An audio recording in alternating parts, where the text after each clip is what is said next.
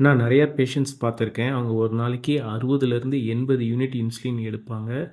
இருந்தாலும் அவங்களுடைய glucose level பார்த்தீங்க அப்டின்னா, 300க்கு மேல இருக்கும். இதுக்கு காரணம் வந்து இன்சுலின் ரெசிஸ்டன்ட். இத ஒரு 2லேருந்து 6 வாரத்தில சரி பண்ணலாம். நீங்க டயபெட்டிஸ்லேருந்து வெளிய வரணும் அப்டின்னா, இன்சுலின் ரெசிஸ்டன்ஸ்னா என்ன? அது எதனால வருதுன்றத கண்டிப்பா தெரிஞ்சுக்கணும். முதல்ல ஒரு ஆரோக்கியமான சதை செல் எப்படி வேலை செய்யுதுன்னு பார்ப்போம். அடுத்து இந்த இன்சுலின் ரெசிஸ்டன்ட் சதை செல் எப்படி வேலை செய்யுதுன்னு பார்ப்போம். முதல்ல பார்த்தீங்கன்னா, இன்சுலின் வந்து இன்சுலின் ரிசெப்டார்ல போய் கரெக்ட்டா படியுது. அடுத்து குளுக்கோஸ் டிரான்ஸ்பாண்டர் என்ற செல்குள்ள இருக்கிற குளுக்கோஸ உள்ள எடுக்கிற அந்த பிழைவு பார்த்தீங்கன்னா திறக்குது. குளுக்கோஸால ஈஸியா செல்லுக்குள்ள போக முடியுது. இதுதான் வந்து ஒரு நல்ல செல்லுடைய செயல்பாடு. இப்ப இன்சுலின் ரெசிஸ்டன்ட் மசில் செல் எப்படி வேலை செய்யுதுன்னு பார்ப்போம். இங்க இன்சுலின் வந்து இன்சுலின் ரிசெப்டார்ல படிஞ்சாலும் அந்த குளுக்கோஸ் டிரான்ஸ்பாண்டர் பார்த்தீங்க அப்படின்னா, அதுவும் நல்லா திறக்க மாட்டேங்குது. ரொம்ப கம்மியா திறக்குது. குளுக்கோஸ் கொஞ்சமா தான் உள்ள போகுது.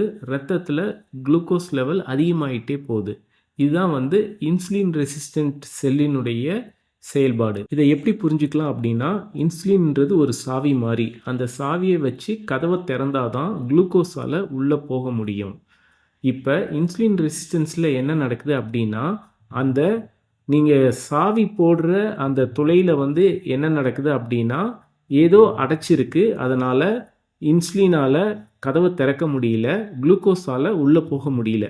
இப்ப உங்களுக்கு இன்சுலின் ரெசிஸ்டன்ட் தெளிவா புரிஞ்சிருக்கும்னு நான் நம்புறேன். இப்ப இந்த இன்சுலின் ரெசிஸ்டன்ட் எதனால வருது அப்படின்னு சொல்லி பார்ப்போம். அறிவியல் பூர்வமா ஆராய்ச்சியில என்ன சொல்றாங்க அப்படின்னா, நம்மளுடைய மசில் சதை செல்களுக்குள்ள அதிகமா சேச்சுரேட்டட் கொழுப்பு தேக்கம் அடையிறதுனால தான் இன்சுலின் ரெசிஸ்டன்ட் வருது. இந்த சேச்சுரேட்டட் கொழுப்பு ஜீரணம் ஆகும்போது நிறைய விஷங்கள் உருவாகுது. இந்த விஷங்கள் இன்சுலினுடைய செயல்பாட தடுக்குது. இதனால தான் நம்மளுக்கு குளுக்கோஸ் டிரான்ஸ்பாண்டர் ஓப்பன் ஆக மாட்டேங்குது. குளுக்கோஸால செல்களுக்குள்ள போக முடியல.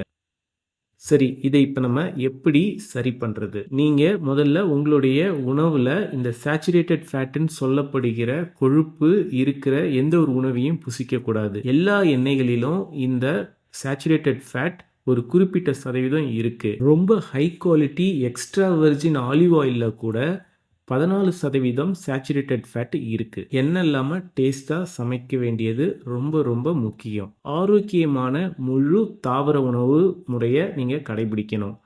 அப்படி கடைபிடிக்கும்போது இந்த தாவர உணவுகள்ல இருக்கிற சில கெமிக்கல்கள் இந்த நச்சுக்களை எல்லாம் வெளியேற்றுவதற்கு ரொம்ப உதவி செய்யுது. அடுத்து இன்சுலின் நல்லா வேலை செய்ய ஆரம்பிக்கும். எங்களுடைய சென்டர்ல 2 வாரத்திலேயே பெரும்பாலும் நிறைய சர்க்கரை வியாதி நோயாளிகளுக்கு மாத்திரையிலிருந்தும் இன்சுலின்ல இருந்தும் வெளியே வந்துடுறாங்க. இந்த இன்சுலின் ரெசிஸ்டன்ஸை பத்தி சர்க்கரை வியாதியினால கஷ்டப்படுற உங்களுடைய நண்பர்களுக்கு இதை ஷேர் பண்ணுங்க.